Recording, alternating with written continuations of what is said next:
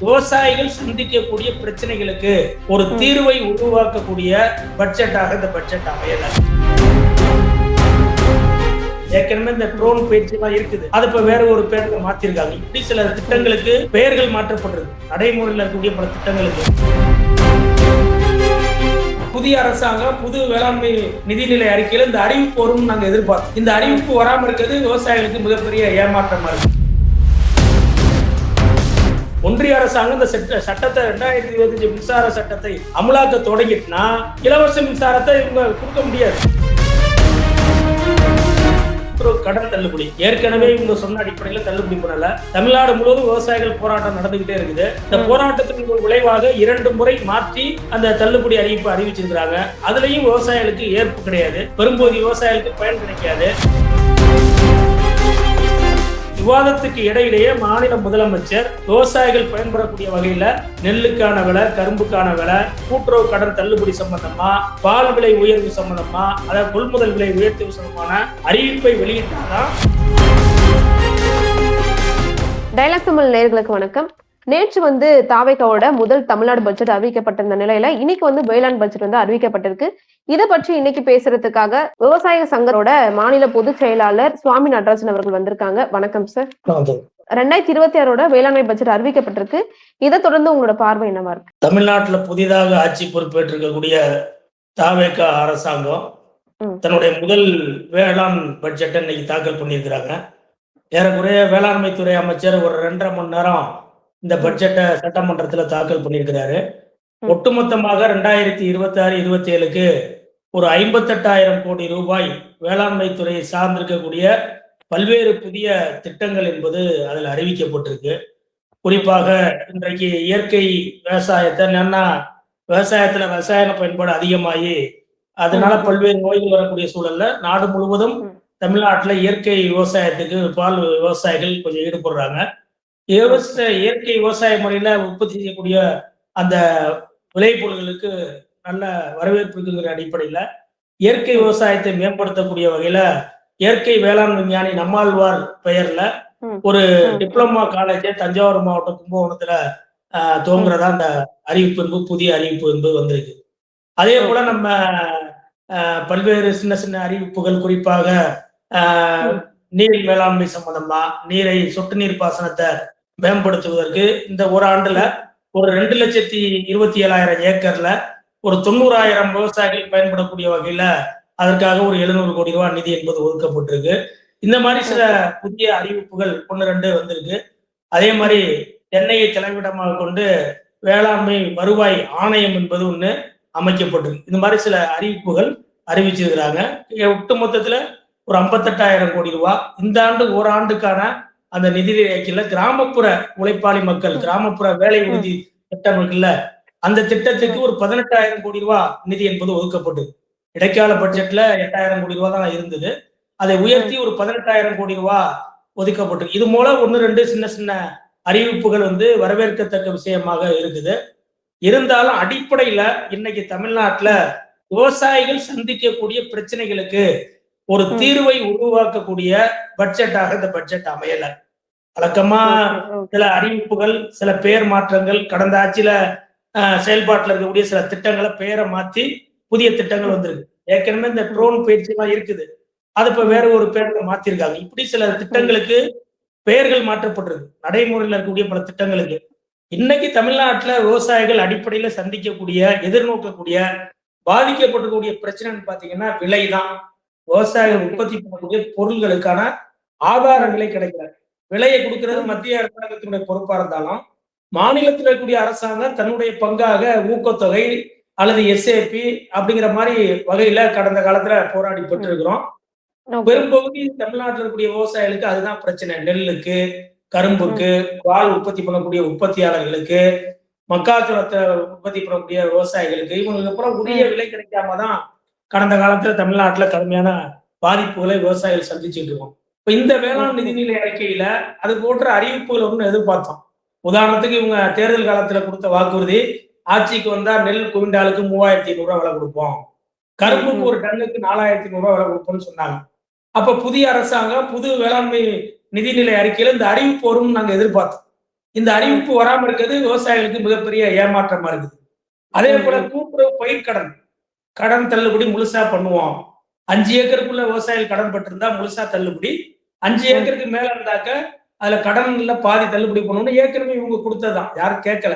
இவங்க கொடுத்த தேர்தல் அதுல அறிவிப்பு வரும்னு எதிர்பார்த்திருந்தோம். அந்த அறிவிப்பெல்லாம் வராம இருக்கிறது விவசாயிகளுக்கு மிகப்பெரிய ஏமாற்றமாக இருக்குது இந்த பட்ஜெட்ல. இது போன்ற பிரச்சனைகளுக்கு தீர்வை உருவாக்கினாதான் விவசாயிகளுக்கு எதிர்நோக்கக்கூடிய இந்த நெருக்கடியிலிருந்து விவசாயிகளை மீட்க முடியும். உற்பத்தி பண்ணக்கூடிய பொருளுக்கு உரிய விலை கிடைக்கணும். அதே போல பாத்தீங்கன்னா தமிழ்நாடு நீர்ப்பாசனத்துல அண்டை மாநிலங்களை நம்பியிருக்கக்கூடிய ஒரு மாநிலம். அது முல்லை பெரியாரா இருக்கலாம், காவிரியா இருக்கலாம், தென்பண்ணையா இருக்கலாம், பாலாறா இருக்கலாம். இது கூட பக்கத்து மாநிலங்கள்ல இருந்து இருக்கக்கூடிய இயற்கை மழை பெய்யணும் அல்லது அவங்களோட இருக்கக்கூடிய உறவுல இருந்து தான் தண்ணி வரணும். அப்ப தமிழ்நாட்டுல மழை காலத்தில் பெய்யக்கூடிய தண்ணீரை தேக்குவதற்கு நீர் மேலாண்மை அல்லது நிலத்தடி நீரை பாதுகாப்பதற்கு புதிய திட்டங்கள் பெரிய அளவுக்கு இருக்கும்னு எதிர்பார்த்தோம். அதுல பெரிய அளவுக்கு விரிவான விவரங்கள் அடங்கியதாக இந்த வேளாண் பட்ஜெட்ல இல்லை. ஏன்னா உதாரணத்துக்கு நம்ம தமிழ்நாட்டுல 42,000 பாசன ஏரிகள், குளங்கள் இருக்கு, அரசுக்கு சொந்தமானது. அதுல முழுமையாக அந்த கரைகளை பலப்படுத்தி ஆழப்படுத்தினா தண்ணீரை தேக்க முடியும். அதுக்கு ஒரு 5 ஆண்டு திட்டத்தை நீங்க போட்டு ஒரு சிறப்பு நிதியை ஒதுக்கணும்னு ஏற்கனவே வலியுறுத்திருந்தோம். அது சம்பந்தமாவெல்லாம் பெரிய அறிவிப்புகள் இல்லை. நிலத்தடி நீர் ஆதாரத்தை மேம்படுத்துவதற்கு நீர் மேலாண்மை சம்பந்தமாக இன்னும் கூடுதலாக இந்த வேளாண் நிதிநிலை அறிக்கையில திட்டங்களும் அதற்கான செயல்பாடுகளும் இருந்திருக்கணும் எதிர்பார்த்தோம். அது பெரிய அளவுக்கு இல்லாம இருக்கிறது வருத்தம் அளிக்குது. இப்ப அரசு அறிவிச்சிருக்கிற இந்த 1000 ரூபாய் உழவர் சங்க மையங்கள் இருக்கு, இது விவசாயிகளுக்கு உண்மையாவே நிஜமாவே அவங்களுக்கு உதவுமா? இல்ல, ஏற்கனவே அவங்க என்ன சொல்லிருக்காங்கன்னா உழவர் சந்தைகள் இருக்குது. இந்த உழவர் சந்தைகளை புனரமைப்பதற்கு மேம்படுத்துவதற்கு ஒரு 20 கோடி ரூபாய் நிதி என்பது ஒதுக்கி இருக்கிறாங்க. ஏற்கனவே பல இடத்துல அது இல்லாம இருக்குது. நம்ம என்ன சொல்றோம்னா தினந்தோறும் விளையக்கூடிய காய்கறிகள், பழங்களை சந்தைப்படுத்துவதற்கு நம்ம குளிரூட்டப்பட்ட இது வேணும்னு சொல்றோம், கிடங்குகள். அதுல இப்ப இந்த பட்ஜெட்ல குறிப்பா வெங்காயத்தை ஏறக்குறைய ஒரு பெரிய அளவுக்கு சேமித்து வைப்பதற்கான ஒரு கிடங்கு கட்டுவதற்கான அறிவிப்பு வெளியிட்டு இருக்காங்க. 22 கோடி ரூபாய் செலவுல அது வரவேற்கலாம். அது போல காய்கறிகள், பழங்கள் இதை தினந்தோறும் சந்தைப்படுத்துவதற்கு உழவர் சந்தை இல்லாம உள்ளூர் மட்டத்துல விற்பனை சந்தைகளை அரசு உருவாக்கணும் அப்படின்னு சொன்னோம். அது மாதிரி இருந்ததுன்னா ஒரு கிராமத்துல விளையக்கூடிய காய்கறியை பக்கத்து கிராமத்துல ஒரு 3 கிராமங்களுக்கு ஒரு இடத்துல உள்ளூர் மட்ட சந்தை இருந்தா அந்த 3 கிராமத்துல விளையக்கூடிய காய்கறிகள், பழங்கள் அன்றாடம் சந்தைக்கு வரும், அன்றாடம் விற்பனை ஆயிரும். அது பெரிய அளவுக்கு கெட்டு போகாம இருக்கும். அது மாதிரியான தொலைநோக்கு திட்டங்கள் இதுல வேளாண் பட்ஜெட்ல இல்ல. அதே போல பாத்தீங்கன்னா இப்ப இந்த விவசாயிகளுக்கான மிகப்பெரிய நெருக்கடி ஒன்றிய அரசாங்கத்தினுடைய வேளாண் கொள்கைகள், குறிப்பா 2025 விதை சட்டம் ஒண்ணு கொண்டு வந்திருக்காங்க. அது நடைமுறைப்படுத்தப்பட்டதுன்னா ஏற்கனவே இந்தியாவில விதை விற்பனை விநியோகம் முழுவதும் 2014க்கு முன்னாடி 55% தான் தனியார் இருந்தாங்க, பன்னாட்டு நிறுவனங்கள். பிஜேபி ஆட்சிக்கு வந்ததுக்கு பிறகு இந்த 12 ஆண்டு காலத்துல இந்தியாவினுடைய ஒட்டுமொத்த விதை சந்தைகள் தமிழ்நாடு உள்ளடக்கியதுதான். இது பூரா 71% பன்னாட்டு கம்பெனிகள், மான்சாண்டா போன்ற, பயனியர் போன்ற கம்பெனிகள், அதானி நிறுவனங்கள் போன்ற கம்பெனிகள்கிட்ட தான் இருக்குது. அப்ப அந்த விதை சட்டம் ரொம்ப ஆபத்தானது. அந்த புதிய விதை சட்டம் என்ன சொல்லுதுன்னா மாநிலங்களுக்கு இருக்கக்கூடிய உரிமையை பறிக்குது.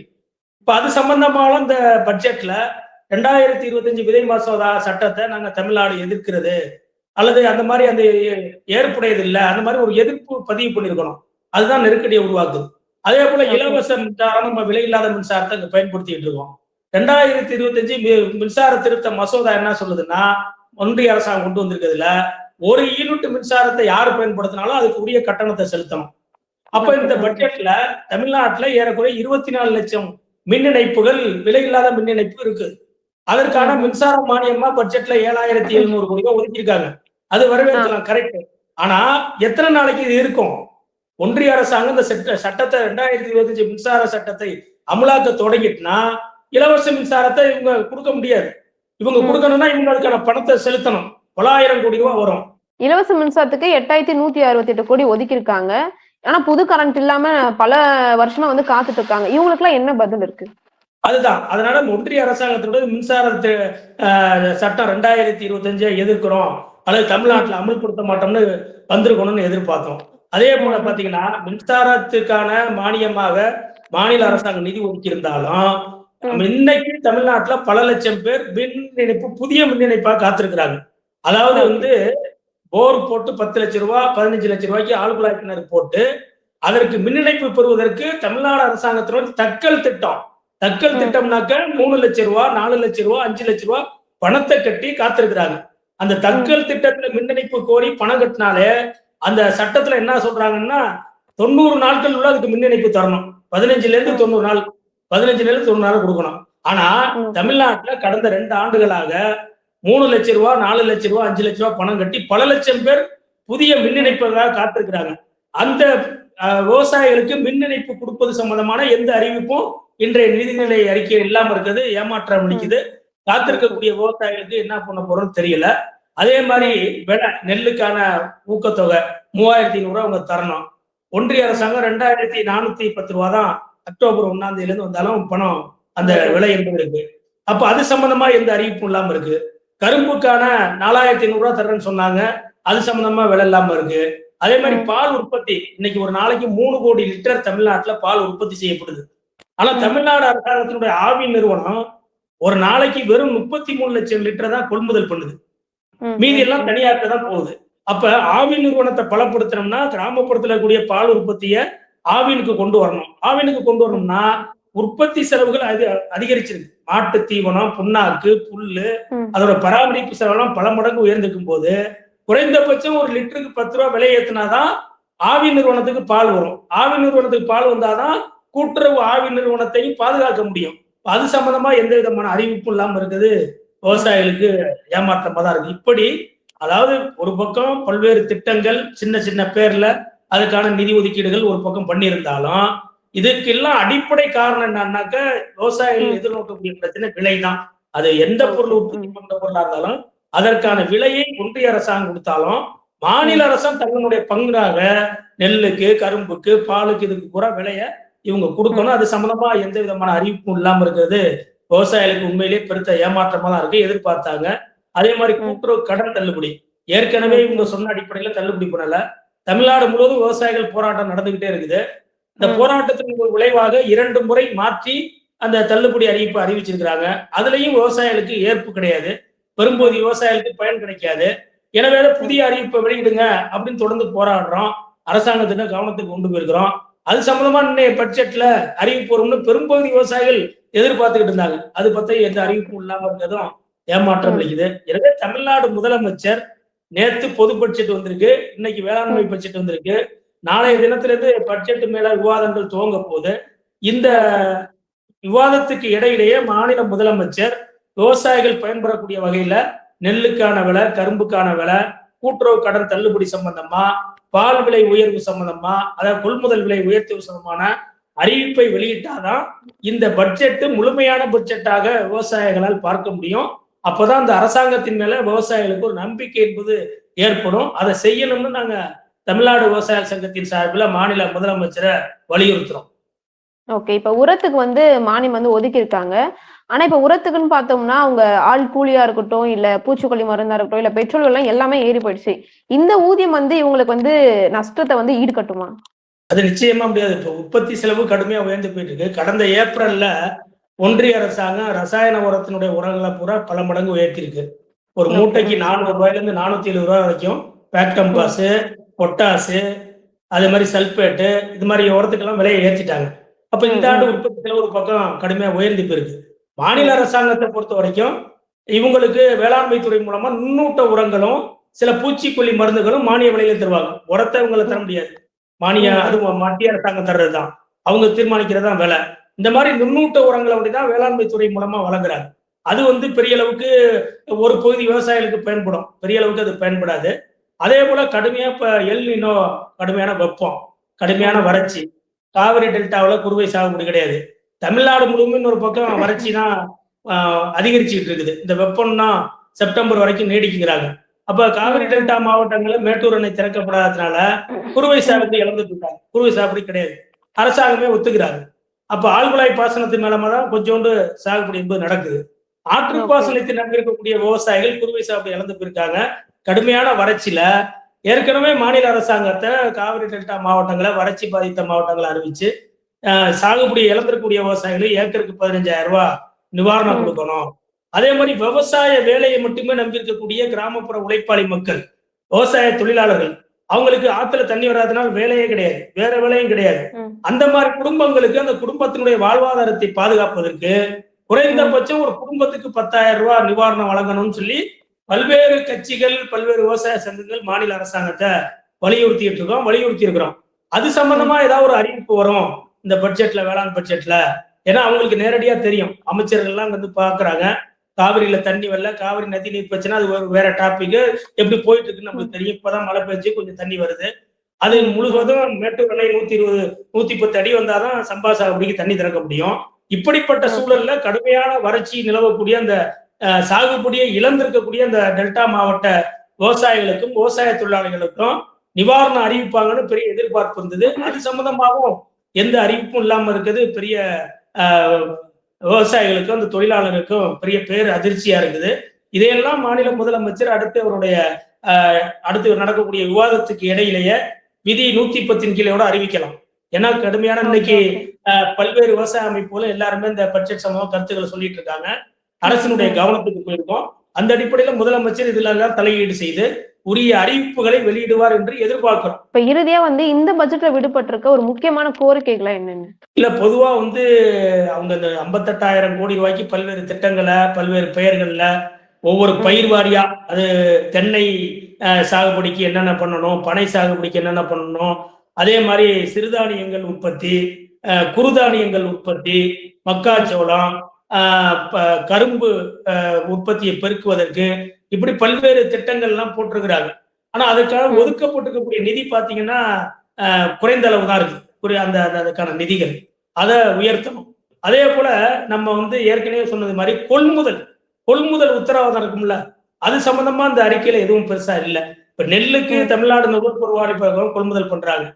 பால் நான் சொன்னது மாதிரி 3 கோடி லிட்டர் உற்பத்தியில 33 லட்சம் லிட்டர் தான் நம்ம கொள்முதல் பண்றோம். அதை முழுவதும் கொள்முதல் பண்றதுக்கு என்ன ஆக்கப்பூர்வமான திட்டங்களை கொண்டு வரலாம். அதே மாதிரி பல வகைகள் காய்கறிகளை எப்படி கொள்முதல் பண்றது. ஏற்கனவே நம்ம சொல்லியிருக்கிறோம், தமிழ்நாடு முழுவதும் ரேஷன் கடைகள்ல பாமாயில் ரொம்ப மோசமானது, உடலுக்கு கெடுதலா உள்ளது. அதை விலை கொடுத்து வெளிநாடுகள்ல இருந்து இறக்குமதி பண்றோம்.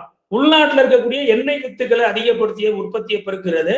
அதுக்கு இன்னைக்கு மாற்றாக தேங்காயை வந்து கொள்முதல் பண்ணி தேங்காய் எண்ணெய் பயன்பாட்டை நம்ம சமையலுக்கு கொடுக்கலாம். ஏற்கனவே தமிழ்நாட்டுல கோயம்புத்தூர், நம்முடைய தென்காசி, நாகர்கோவில், இது போன்ற மாவட்டங்களில மக்கள்ல தேங்காய் எண்ணெய் பயன்படுத்திட்டு இருக்காங்க. கொஞ்சம் கொஞ்சமா பல மாவட்டங்களில் பயன்படுத்துறாங்க.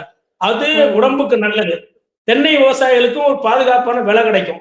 அது மாதிரி ரேஷன் கடைகள் இந்த பொருளை கொடுக்கறதுக்கான அந்த மாதிரி அறிவிப்புகள், இந்த மாதிரி ஒரு தொலைநோக்கு திட்டங்கள் வரும். நீர்ப்பாசனத்துல நம்மளுக்கு வந்து இருக்க கட்டமைப்புகளை மேம்படுத்துவது, தமிழ்நாட்டில் விளையக்கூடிய அனைத்தையும் கொள்முதல் செய்வதற்கான ஒரு உத்தரவாதத்தை அரசு உருவாக்குவது, அதே மாதிரி இந்த மின் இணைப்பு கோரி காத்திருக்கக்கூடிய பணம் கட்டி காத்திருக்கவங்க தக்கல் திட்டத்துல அவங்களுக்கு விரைந்து மின் இணைப்பு கொடுப்பது, கொள்முதலில் இருக்கக்கூடிய பிரச்சனைகளை தீர்ப்பது, இது போன்ற விஷயங்கள்ல இன்னும் கூடுதலாக மாநில அரசாங்கம் தலையீடு பண்ணணும். அதற்கான நிதிகளை கூடுதலா ஒதுக்கணும். இதை தொடர்ந்து செஞ்சாதான் விவசாயிகள்கிட்ட இந்த அரசாங்கம் நன்மதிப்பை பெற முடியும். ஓகே, உங்க கருத்திற்கும் நேரத்துக்கும் நன்றி.